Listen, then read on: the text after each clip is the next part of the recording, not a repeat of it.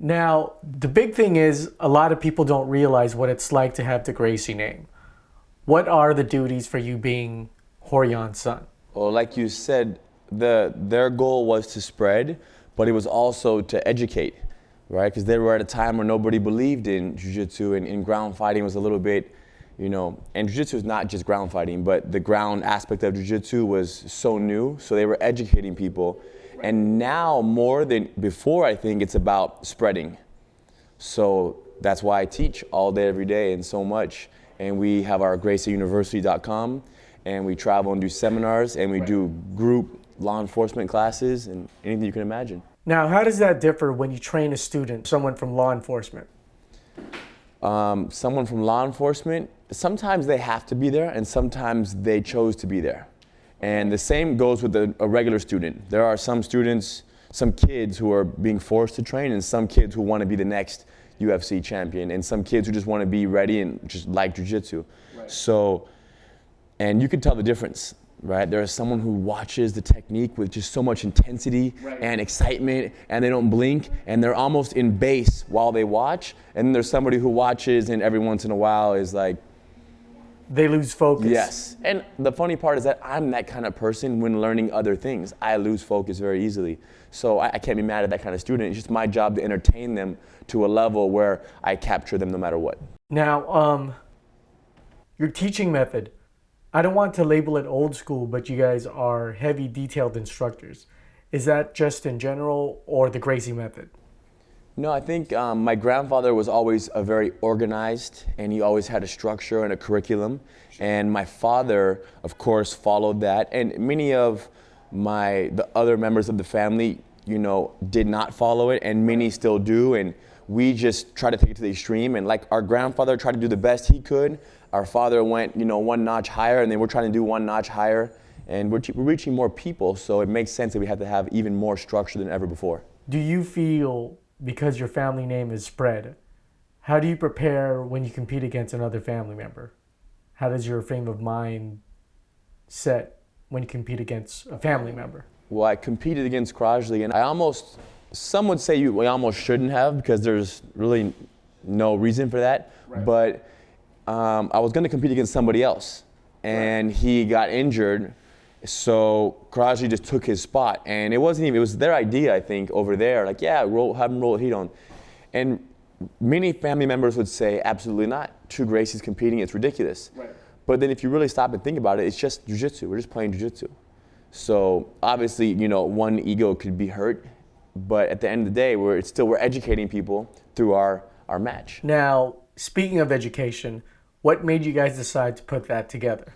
Well, we've always had people who were interested in the things that we do, and our travels, and our teaching, and who we were training and who we're teaching. And I think we just did a video for, I don't know if it was the Fiji trip that we did or what video we did, and people just responded so well to a video of us just playing around. So we just started doing more and more, and breakdowns are the same thing.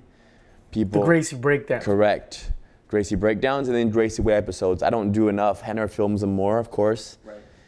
It's filmed at Mothership Torrance, right? The Gracie breakdowns. Right. Yes, but I'm talking about the Gracie way episodes also. Just us at the beach or training in Florida, the Destin, Florida camp or whatever. The point is that we need to have somebody 24/7 with a camera following us around. That's the goal.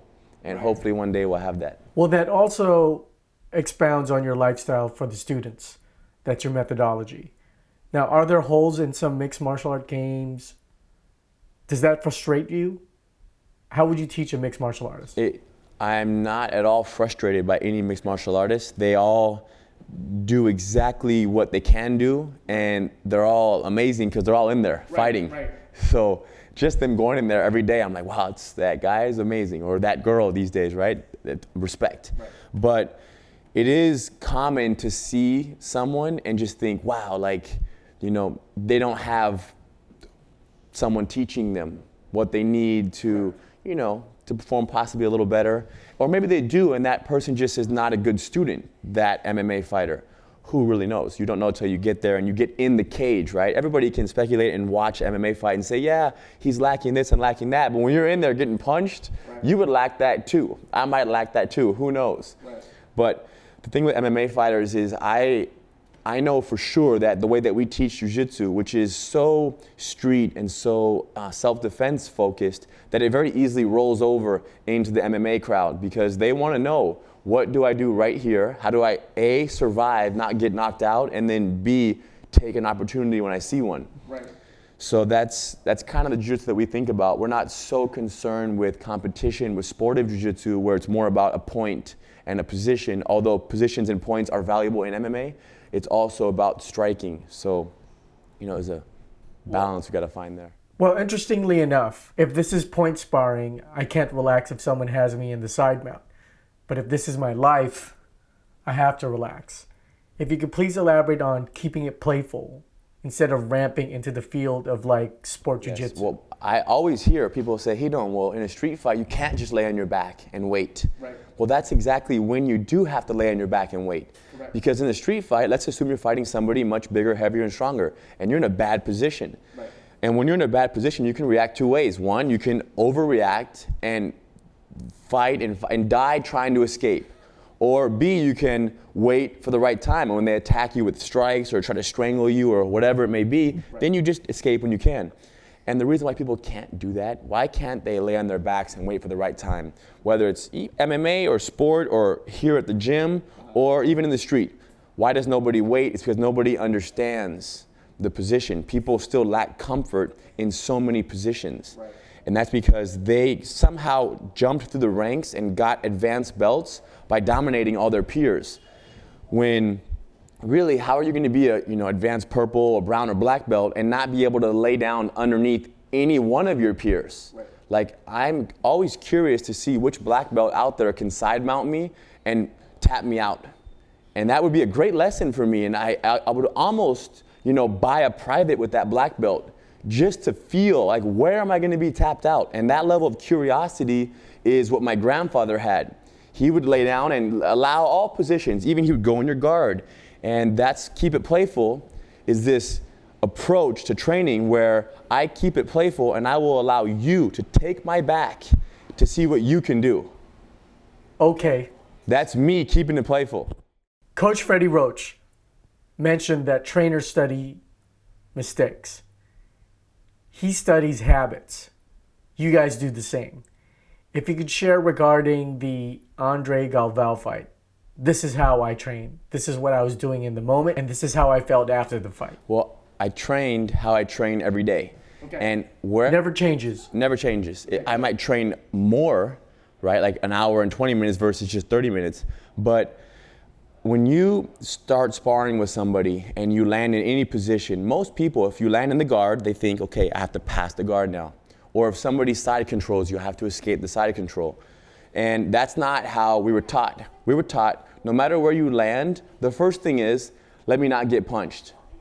Let me not get choked. Let me not get arm locked. So first, we just worry about surviving. And once that is under control and covered, then when the time is right, you look to advance. So I already knew in the first 10 minutes, I was not gonna attack Adre Galvao and go forward. And not because I probably couldn't. Like physical, he would probably out-physical me in the first 10 minutes. In other words, box a fighter, fight a boxer. Correct. Yeah. So I'm not going to go play his game for the first 10 minutes. I know he's one of the best in the world at going on top and getting what he wants. Right. So I just let him have what he wants. And you could tell in the beginning of the fight, I just fell down. I let him take me down. There was no resistance whatsoever because it didn't matter where we landed. We could have given him the choice of starting in any position and it would have been okay.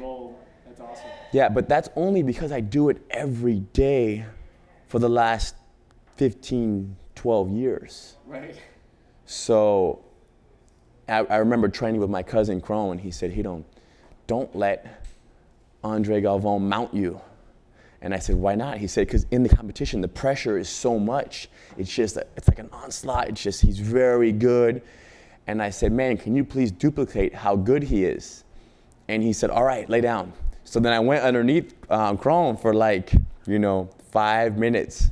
And he brought so much heat, and he almost got me like 2-3 times, but I just barely survived and like got away with no loss. Right. And then he said, okay, you can let him mount you now. Basically, he cleared it. So the point was that even my cousin and my brothers and even them are like, man, don't allow the mount. They worry a little bit, but I can't worry about it, because if I'm worried about him mounting on me, what am I gonna do? I'm going to, panic a little bit and twist and resist an earlier position out of fear of the mount happening, possibly exposing myself. But all your friends and family sometimes they forget about my grandfather and the whole message and the whole art, and they get more excited and like, Hedon, we know how good you are. Go out there and just take it. Right. And although I am good, I'm also smart, and yes. I'm good, but I'm smarter. I'm smarter than I'm good. So I don't want to go out there and kill. It's not about winning. And I hope that people watch that and they said, wow, like, look how simple it is to survive and just chill. And then of course, 10, 14 minutes in, I started to kind of go a little bit, and it became a little bit more fun towards the end and exciting, and time ran out. It was great. Do you feel MMA is more responsible for the lack of practice of the gi, or is the no gi? No, I think that MMA helps for sure. Even in MMA, some MMA fighters, when they end up in inferior positions in their training camps, nobody can hold them down. Like they cannot be held down. They're so powerful, so explosive. They're just specimens.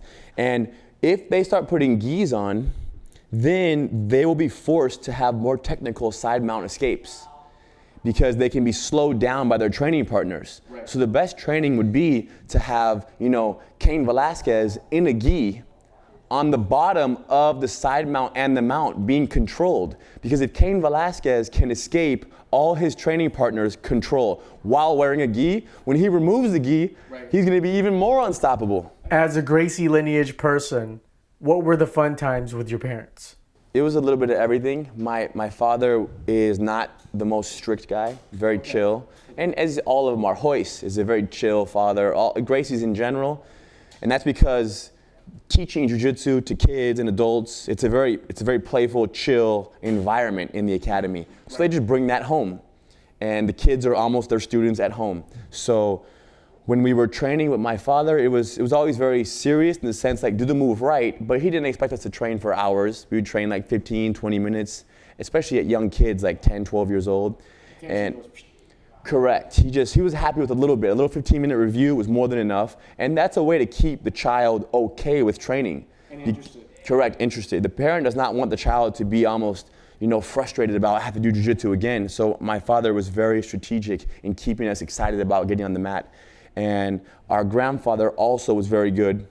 It was a little different with him though, because him being older and us at like 12, 13 years old, he was a little bit more like, almost expected more than my father. Right.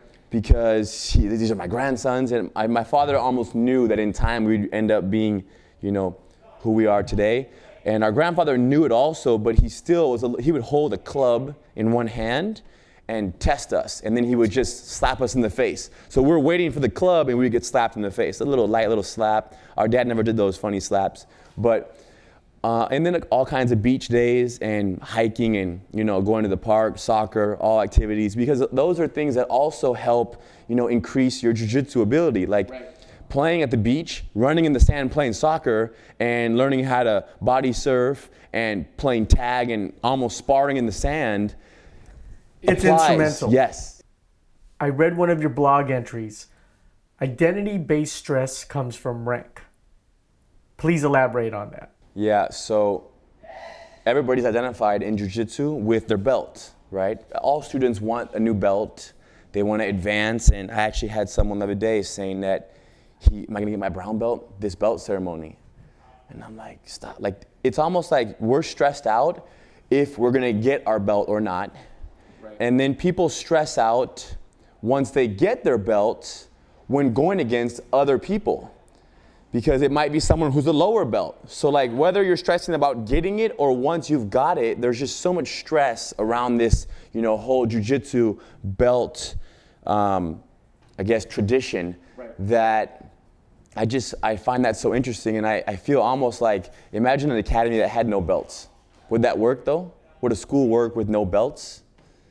Probably not, because people feel good about themselves when they get a new belt and when they advance, because people's sense of self-worth and identity comes from the outside. Because that might promote sandbagging, right? Well, there is no sandbagging if there's no belts. Right. People just know who's who. But the point is that people get very like, if there was no belts, they would almost feel like, oh, I'm not going anywhere, I'm not getting any recognition. Unless nobody ever had it, then it might work. But it's just unfortunate that you only feel good about yourself, or not only, but you mostly feel good about yourself in jiu-jitsu when you get a new promotion, a stripe or a belt. You've earned something. Instead of just enjoying the mat time. And I ask people all the time, if you could never compete in a tournament for the rest of your life, you could never get another belt, another stripe, you can never wear a belt for the rest of your life, would you stop jiu-jitsu? And all people here today are like, no, I would keep going forever. Right. But it's hard to start without seeing that, there's some progression in there.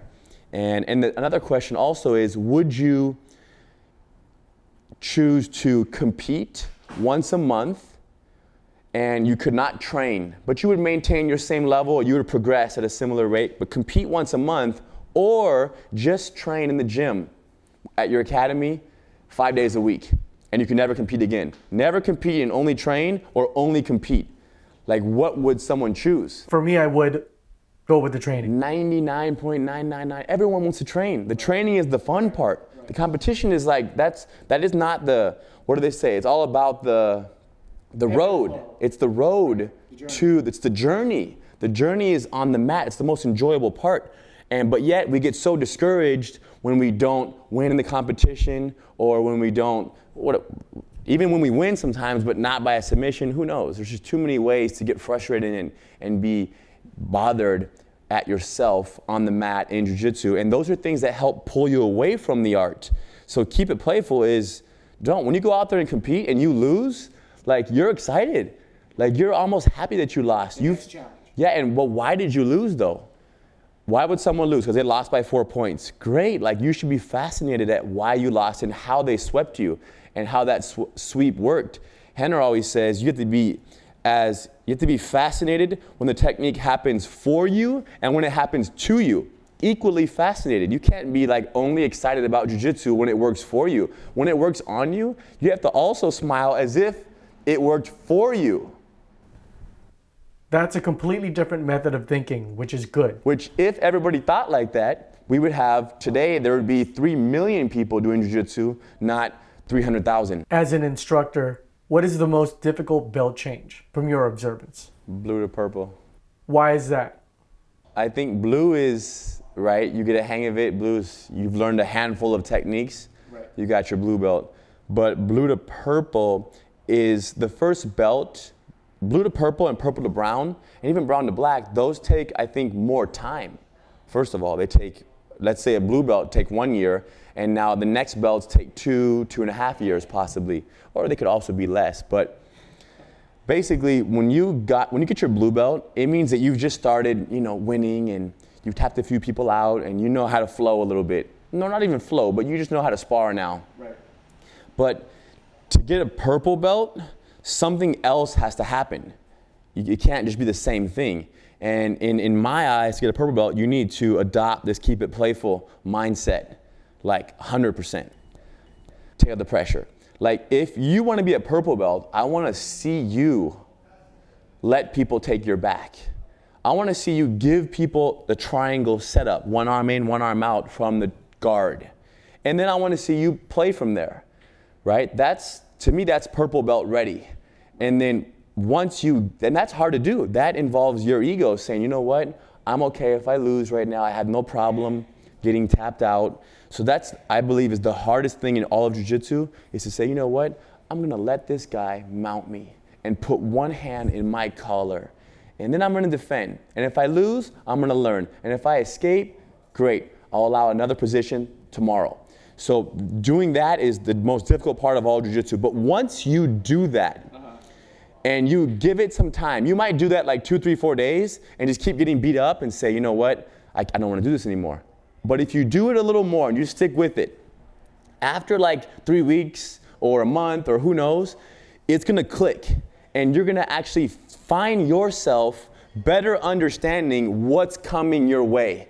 You will be more aware of the art when it's being used against you, for sure. And now that becomes addicting now. Because now all of a sudden, if you feel almost like you can see things from much earlier. Right. And that feels great to know, 3 steps before you would have known before, you already know he's thinking arm lock or choke. So now that this purple belt, this blue belt has adopted this philosophy, once they get it down good, which is very easy, purple belt. Now purple to brown is just them showing me how well they got that down.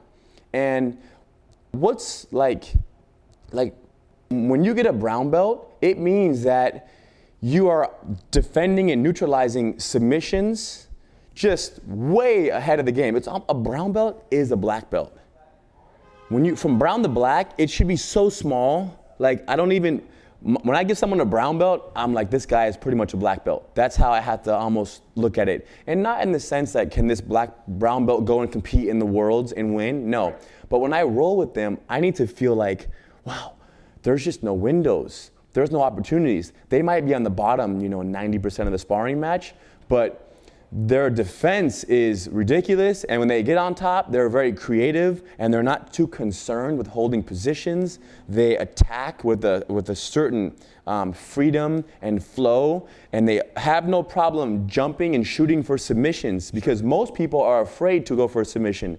Why? Because when you attack, you risk what? Losing control. The closer you are to a submission, the further you are from amazing control. And the more control you have, the further you are from a submission. So most people want control because what they're concerned with is this visual of them sparring, whether it's their coach or their peers watching them. They want to seem as if they're dominating and look good. So much so that I've seen people all around the world, they'll be sparring and they'll look over to see if I'm watching them or who's watching. Because once again, their sense of self-worth comes from the outside. Right. And if somebody's watching them, then somebody might say, hey, I saw that good sweep that you had. So there we are, concerned with everybody's thoughts versus our own understanding, which is why people take 10, 12 years to get a black belt and not 7 years. It should be 7 years. What would you like Gracie Jiu Jitsu to be like in 10, 20 years? Jiu Jitsu in 10, 20 years, Gracie Jiu Jitsu, Jiu Jitsu for everybody around the whole world. Great. Because Gracie Jiu Jitsu is Jiu Jitsu, is Brazilian Jiu Jitsu. Right. Because if you learned from anyone from Brazil, it came from the Gracies first. So if it's Brazilian, it's Gracie in my mind, yeah. Now some people teach Brazilian Jiu Jitsu and they don't teach their students to wait so much for the right time. They teach them that when you are stuck on the bottom, you have to get out. Go, go, go, and get out. And I'm okay with that type of training, that mindset.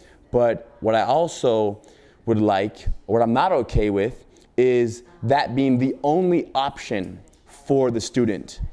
So if my grandfather was here and I said, Grandpa, today, these next 5 rounds of side mount sparring, I'm gonna push Henner off and fight Henner off the side mount as fast as I can with all my strength, everything I have, and technique. He would say, why are you gonna do that? And I'm saying, just to test myself and know what I'm capable of. He would say, okay, great, fine.